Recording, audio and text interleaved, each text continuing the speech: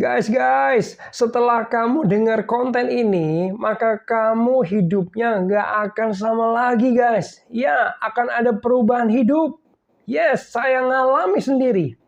Jadi gini, guys. Ternyata saya tahu belakangan bahwa ternyata pengharapan itu punya kuasa. Ya, kuasa Tuhan dinyatakan melalui pengharapan, guys.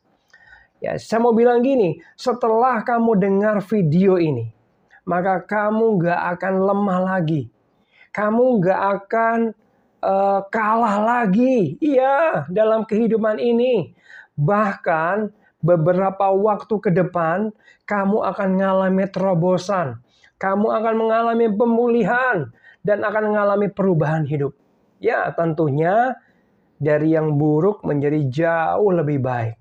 Guys, saya bukan ngecap, omong doang, tapi saya mengalaminya. Dan saya pengen saudara juga mengalaminya. Pemulihan, ya, perubahan hidup, terobosan kehidupan terjadi. Dan itu yang dimau Tuhan dalam kehidupan kita. Amin. Nah, guys, kuasa Tuhan dalam pengharapan. Saya mau menyapa dulu shalom bagi kamu yang baru pertama kali mampir di channel saya. Kenalan dulu, saya Jimmy Henlistio. Saya di sini hanya sharing firman Tuhan. Dan saya punya kerinduan ini bisa memberkati setiap orang-orang yang menonton, guys. Karena biasanya yang saya sharingkan itu apa yang pernah saya alami, guys. Ya, karena lebih enak menyampaikannya, betul? Nggak teori doang, amin.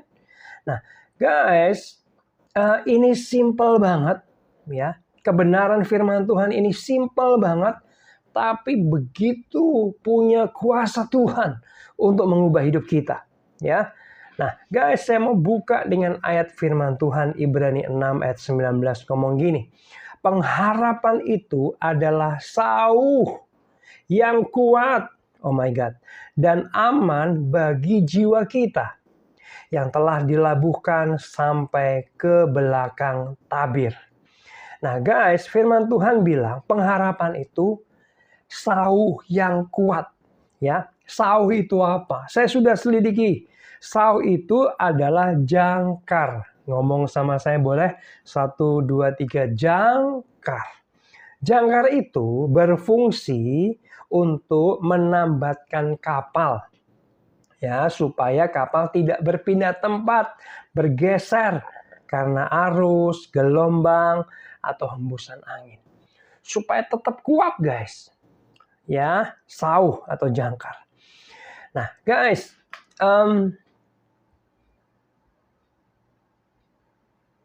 gini maksudnya guys. Simple tapi keren banget.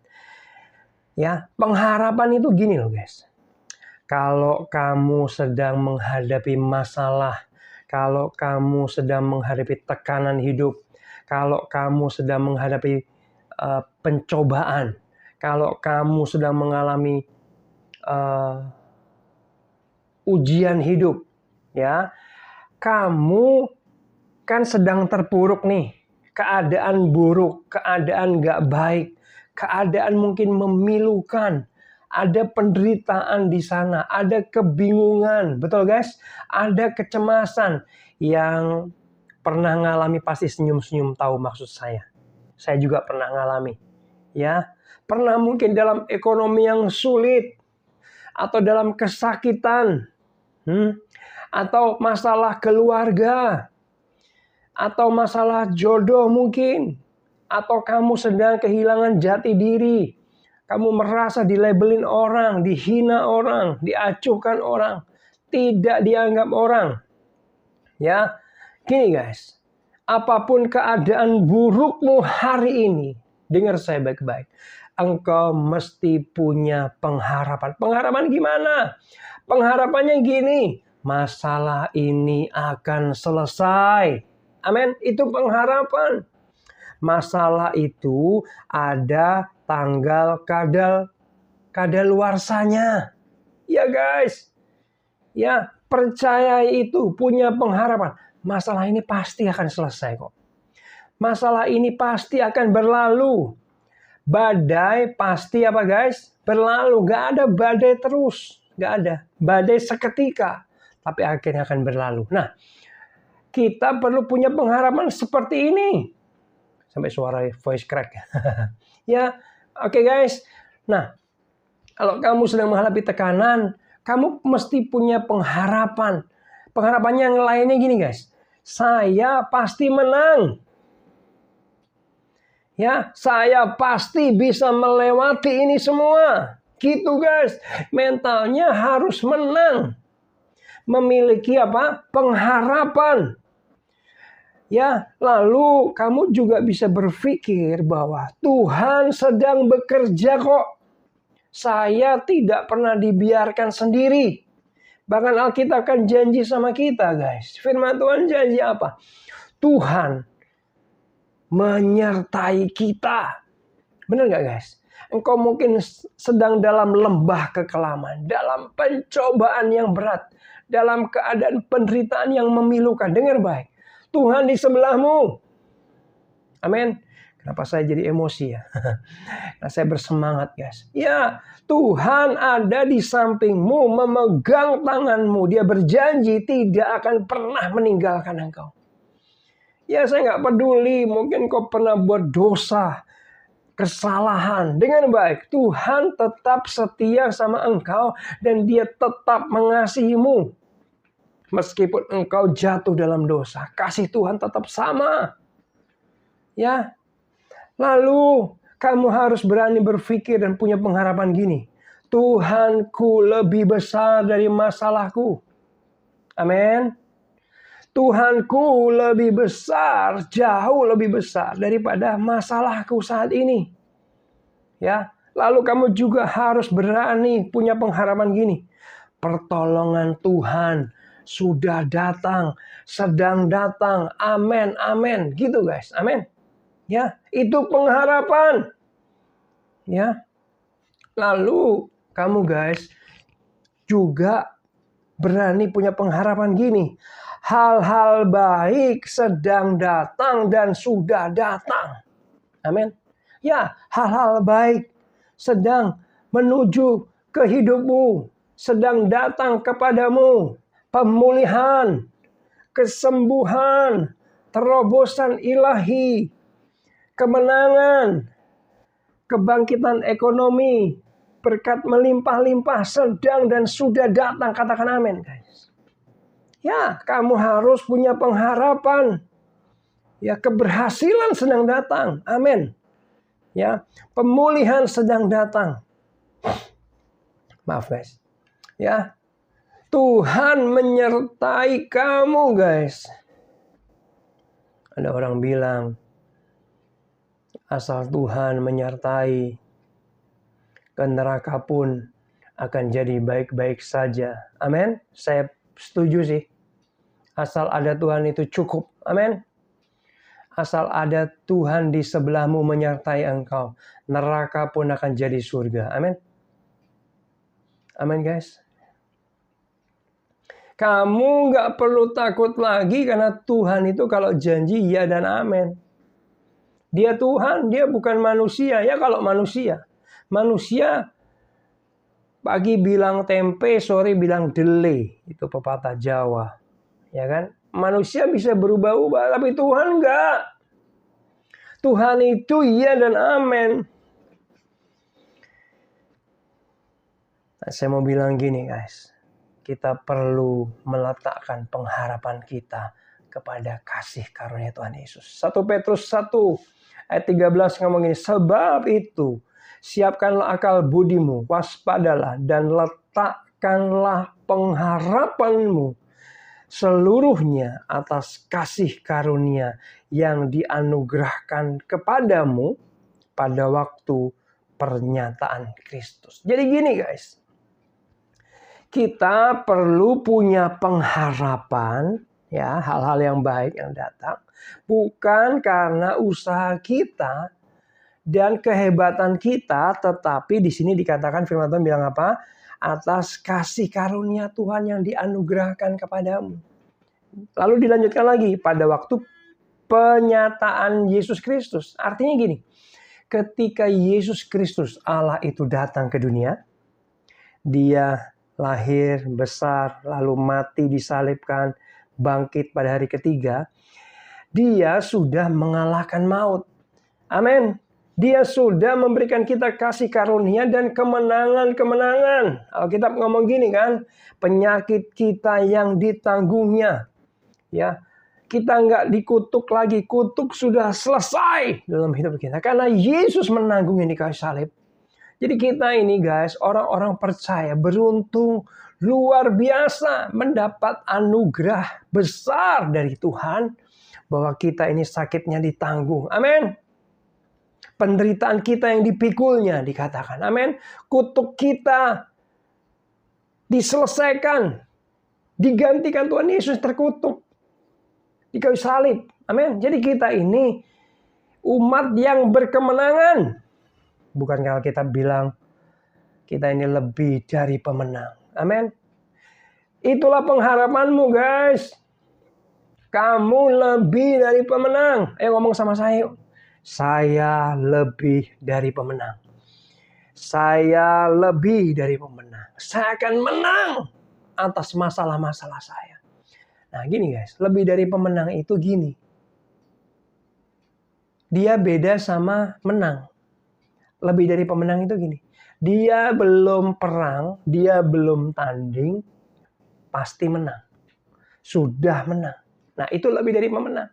Kalau menang dia harus tarung dulu dengan kekuatannya, dengan segenap kekuatannya, dengan tenaganya. Baru nanti dilihat menang atau kalah. Tapi kita lebih dari pemenang. Sebelum kamu tanding, sebelum kamu berperang, kamu sudah menang. Dan kamu pasti menang. Katakan amin. Ya, lalu selanjutnya guys. Kamu punya pengharapan dari ayat-ayat firman Tuhan ya guys. Kenapa? Karena ayat firman Tuhan itu berkuasa. Contoh, ketika kamu dalam tekanan masalah, ya kamu ngomong gini, punya pengharapan gini, Tuhan berperang ganti aku. Itu kan ada guys, di Ulangan 3 ayat 22. Ya Tuhan yang bekerja, Tuhan yang berperang, aku diam saja kata firman Tuhan. Bukan dengan kekuatanmu guys. Amin. Tapi dengan kuasa dan kekuatan Tuhan. Selanjutnya. 2 Korintus 12 ayat 9. Ini contoh-contoh ya guys dari Alkitab ya. Dalam kelemahanlah kuasa Tuhan sempurna. Kalau kamu merasa lemah itu malah bagus. Artinya kamu angkat tangan menyerah. Ya. Lalu mengandalkan kuasa Tuhan yang sempurna itu. Maka kuasa Tuhan bekerja dengan sempurna. Lalu selanjutnya, contoh di Alkitab. Ayat-ayat lain, Roma 8 ayat 28. Tuhan turut bekerja mendatangkan kebaikan. Amin. Oh ini Tuhan sedang bekerja. Mendatangkan kebaikan bagi aku. Mungkin kelihatannya masalah. Tapi ini pasti mendatangkan kebaikan bagi aku. Itu pengharapan. Ya. Lalu selanjutnya. 1 Korintus 10 ayat 13. Ini pengharapanmu guys. Ini masalah biasa. Tidak melebihi kekuatanku.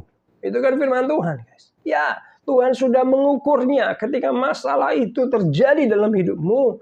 Tuhan sudah menimbang-nimbang. Oh ini kamu pasti kuat menanggungnya. Jadi gak sembarangan guys. Bukankah hidup kita ini dalam perlindungan Tuhan yang aman guys. Amin. Lalu yang tadi Roma 8 ayat 37 kita lebih dari pemenang. Katakan amin. Ya. Nah, guys, kamu khususnya yang sedang menghadapi tantangan hidup pencobaan. Ya. Kamu harus punya pengharapan. Masalah ini pasti selesai. Masalah ini pasti lewat. Ya. Saya akan tampil sebagai pemenang. Saya pasti bisa melewati masalah ini. Dan hal-hal baik sedang dikirim Tuhan. Sedang datang. Sedang bergerak datang kepadaku. Ya, kebaikan Tuhan sedang dan sudah datang dalam nama Yesus. Dalam nama Yesus jangan lupa guys. Itu kekuatanmu. Amin. Nah gini guys. Satu kali saya mendengar kesaksian secara langsung dia khotbah di gereja.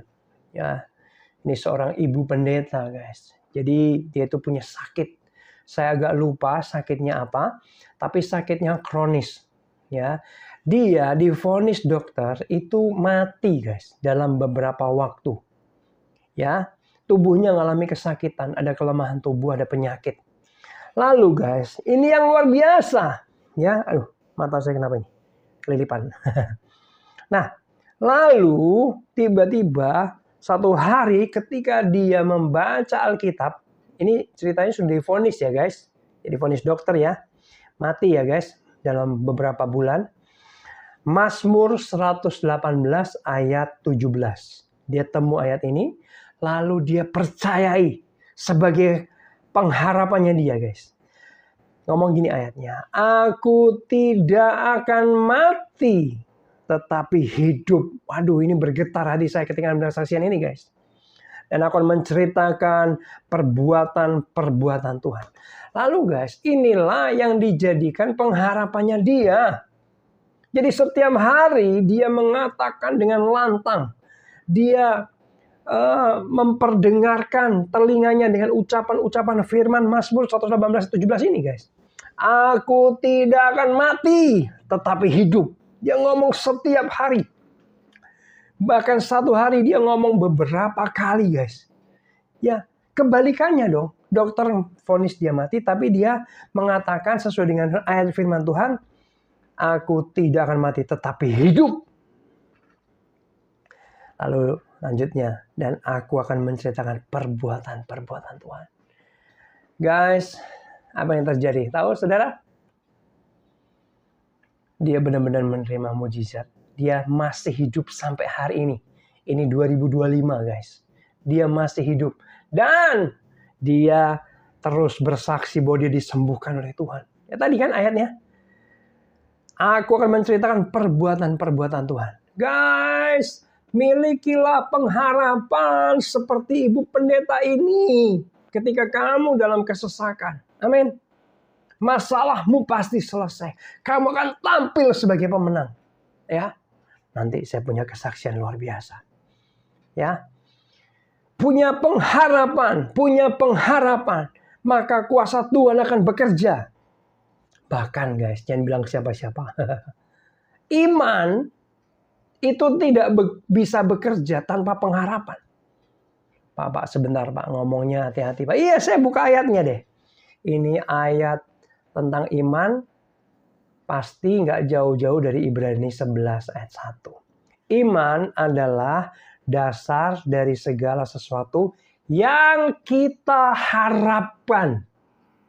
Halo? Dan bukti dari segala sesuatu yang tidak kita lihat.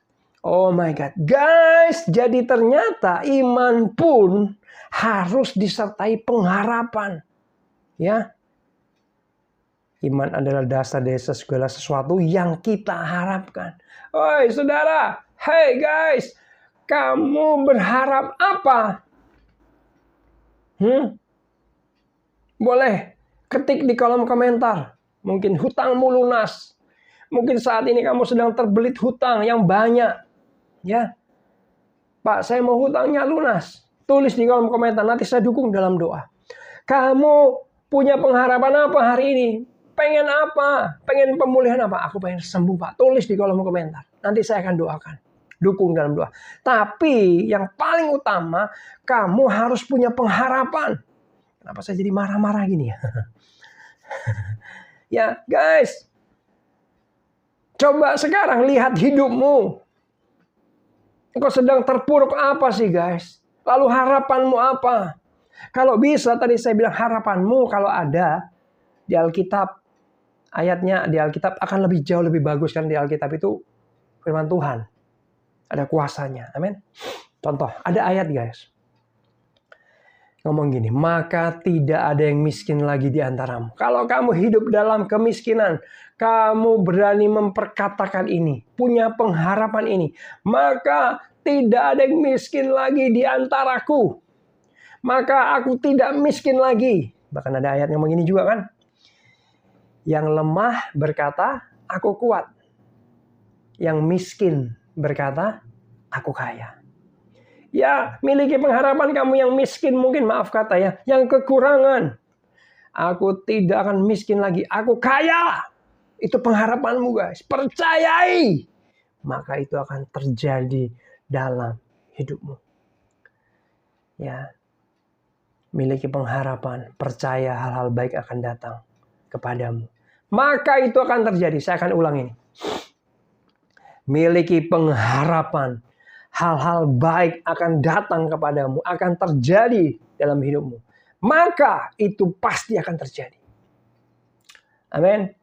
Ya, tadi saya bilang kan di pembukaan, video ini, sharing firman Tuhan ini akan mengubah hidupmu. Akan menolong hidupmu. Kamu gak akan sama lagi. Kamu akan bangkit. Ya, saya mau ngomong sama kamu yang dengar video ini. Ya kamu. Ya kamu ini. Bangkit dalam nama Yesus. Jangan terpuruk dalam nama Yesus. Bangkit kamu. Bangkit kamu. Iblis pengen kamu terpuruk seperti saat ini. Tapi Tuhan menginginkan kebangkitanmu. Tegakkan kakimu. Ya, andalkan kuasa Tuhan, bukan kekuatanmu sendiri.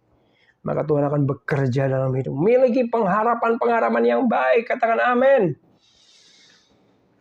Maka hidupmu terjadi sesuai apa yang kamu harapkan. Amin. Guys, sebenarnya ini juga ada di ilmu psikologi guys. Bahwa apapun yang kamu pikirkan, yang kamu percayai, yang selalu kamu olah dalam pikiranmu, itu yang akan terjadi guys. Jadi pikiran kita ini seperti magnet. Seperti apa? Magnet. Apapun yang kita pikirkan itu akan datang kepadamu guys. Ya. Sekarang pertanyaan saya, apa yang kau inginkan? Yang kamu harapkan terjadi dalam hidupmu? Tentang jodoh, ya ada satu cerita guys. Ada gadis Afrika, kulit hitam. Ya. Dia merasa dirinya jelek. Dia merasa dirinya akan sulit mendapatkan jodoh. Dia merasa dirinya bukan siapa-siapa. Dia merasa dirinya, siapa sih yang mau sama saya? Maka itu dia lama banget gak dapat jodoh. Pacar aja gak ada guys. Lalu satu ketika dia mendengar khotbah di gereja. Pendeta yang berkhotbah. Ubah cara berpikirmu yang salah. Perbaharui cara berpikirmu yang salah. Milikilah pengharapan. Milikilah iman. Milikilah pikiran yang baik. Lalu dia mengubah pikiran gini guys. Saya cantik dikatakan. Gadis Afrika kulit hitam. Saya unik.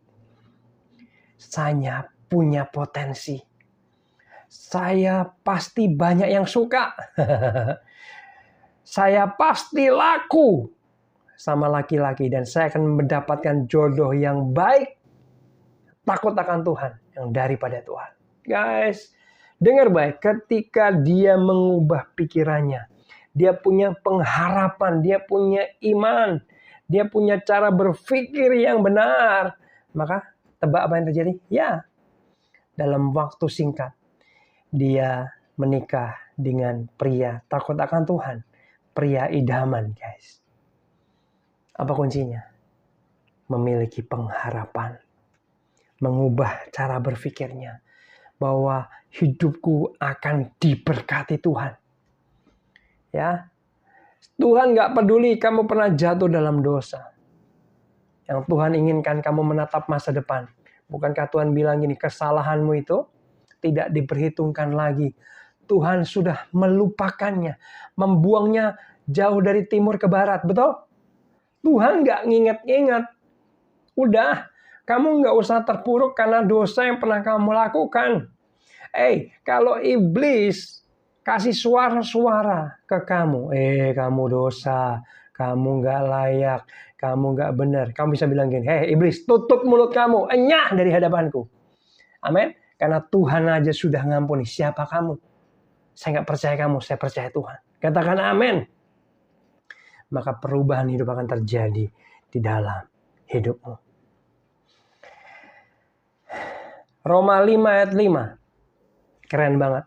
Dan pengharapan tidak mengecewakan. Oh my God. Karena kasih Allah telah dicurahkan di dalam hati kita oleh Roh Kudus yang telah dikaruniakan kepada kita. Pengharapanmu dalam Kristus tidak pernah mengecewakan. Jadi bisa dibilang gini, apapun yang kamu harapkan, yang yang kamu percayai, sampai batuk saya, ya, itu akan terjadi dalam hidupmu. Gak pernah ngecewain. Ini firman luar biasa guys hari ini tentang pengharapan. Belakangan ini saya baru tahu komplit tentang pengharapan. Keren banget. Ya, kalau kamu sedang terpuruk, kamu punya pengharapan. Nanti pasti akan selesai masalah ini. Nanti sebentar lagi nih, sudah datang nih, aku pasti menang. Masalah ini akan lewat. Dan aku tampil sebagai pemenang. Punya pengharapan. Kebaikan Tuhan sedang datang, berkat Tuhan sedang datang, keberhasilan Tuhan sedang datang, terobosan keuangan sedang datang, pemulihan keluarga sedang datang, kesembuhan, kesehatan sempurna sedang datang dan sudah datang. Amin, amin, amin. Dalam nama Yesus.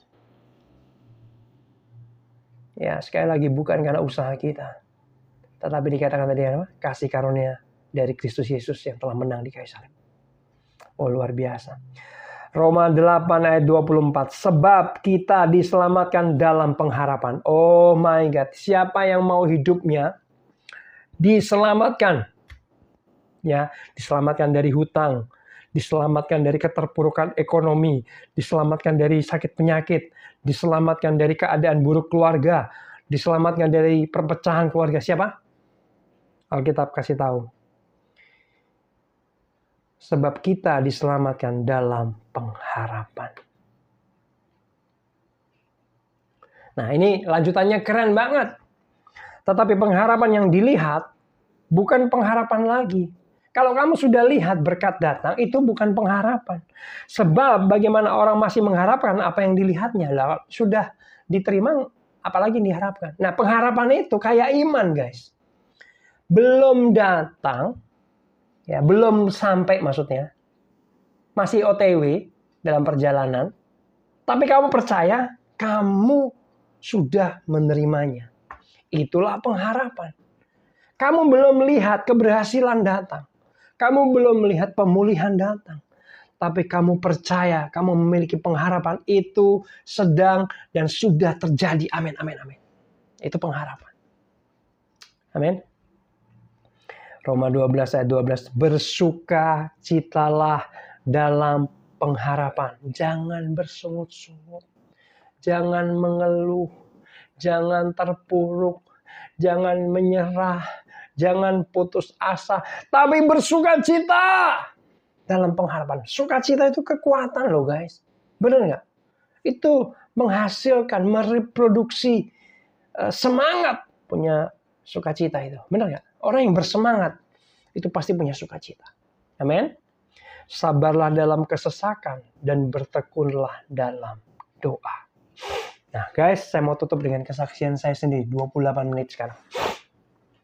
Jadi beberapa tahun yang lalu, kurang lebih 10 tahun yang lalu, ekonomi saya dan keluarga saya sangat buruk guys. Sangat buruk. Ya. Uang 20.000 aja itu untuk beli susu anak nggak ada guys. Bayangin. Ya.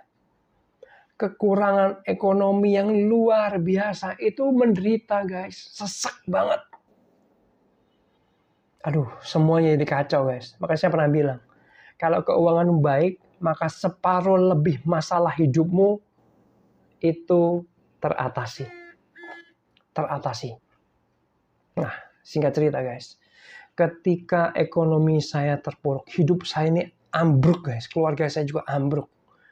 Saya menulis pengharapan saya. Ya, di kertas. Itu kertas seperti agenda saya. Ya, saya tulis. Penghasilan saya akan sekian puluh juta. Uang 20.000 aja nggak ada. Puluhan juta dari mana? Dengar baik. Itulah pengharapan. Saya tulis guys. Pengharapan saya. saya akan punya penghasilan 50 juta, 60 juta, puluhan juta setiap bulan. Saya tulis agak ketawa gitu guys ya. Ini kayak halusinasi. Bukan, itu pengharapan. Amin. Lalu saya juga nulis, saya punya penghasilan ini segini, tapi saya nggak sibuk. Saya punya banyak waktu supaya saya bisa pelayanan. Karena jiwa saya pelayanan. Ya, saya punya waktu yang lapang. Guys, dengar baik. Apa yang saya tulis 10 tahun lalu. Dan bilang siapa-siapa, hari ini terjadi dalam hidup saya. Oh my God. Oh my God. Pengharapan itu nyata guys. Ketika kamu punya pengharapan, maka kuasa Tuhan bekerja. Katakan amin. Katakan amin. Berani nggak kamu hari ini punya pengharapan? Mungkin pengharapan itu kebalikan dari kondisi hidupmu saat ini. Tulis guys, lalu perkatakan dengan iman.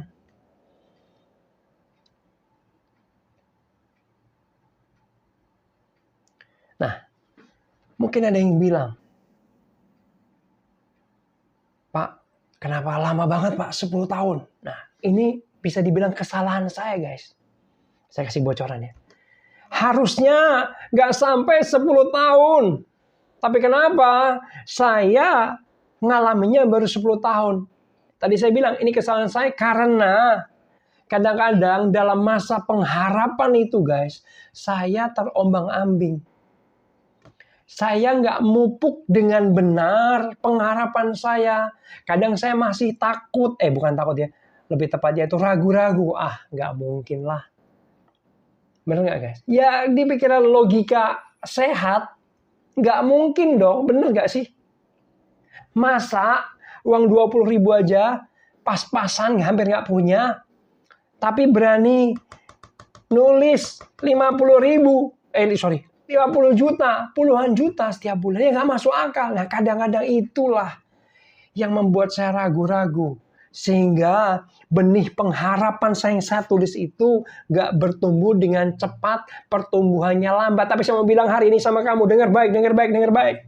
Ketika kamu punya pengharapan, jangan pernah ragu-ragu kayak saya. Jangan dengerin kata-kata iblis, kata-kata musuh yang bilang gak mungkin bro. Amin.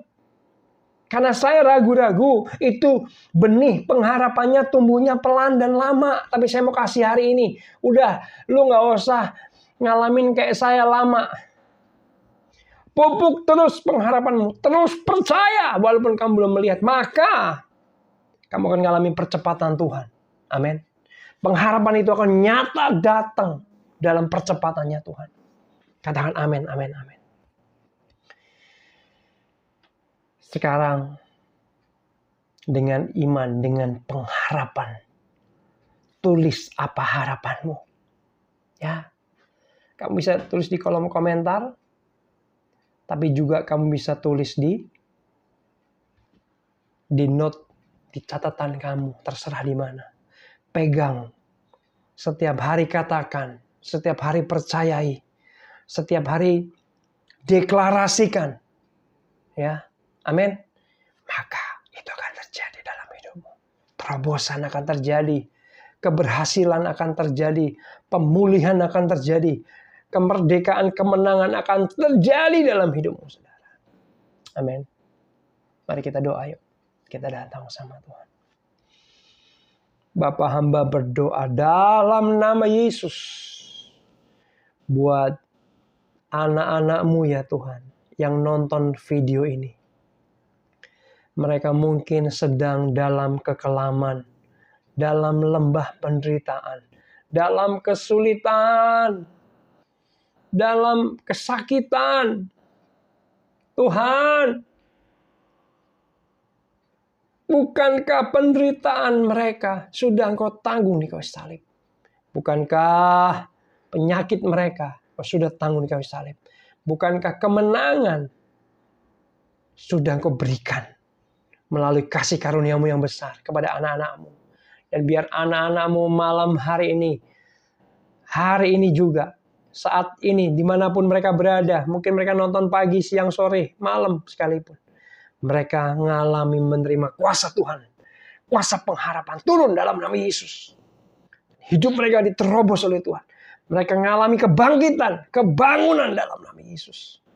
Masalah ekonomi dipulihkan.